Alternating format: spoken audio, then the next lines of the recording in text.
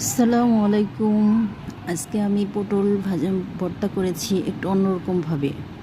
আমি এটা শিখেছিলাম একজনের কাছে, ট্রাই করব ভেবে আজকেই করে ফেললাম।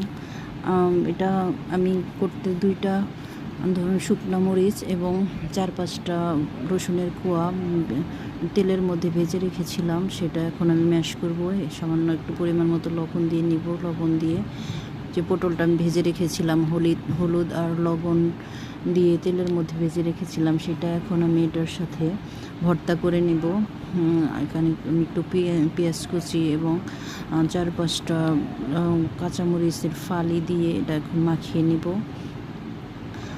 মাখানো দেখেন কি সুন্দর কালার হয়েছে এবং এটাকে ভালো করে চটকে এটা ভালো করে মিশিয়ে নিব। এখানে আমি কিছু ধনিয়া পাতা নিয়েছি, ধনিয়া পাতা দিয়েও মাখিয়ে নিব এবং কি সুন্দর কালারটা হয়েছে, দেখতে অনেক সুন্দর হয়েছে।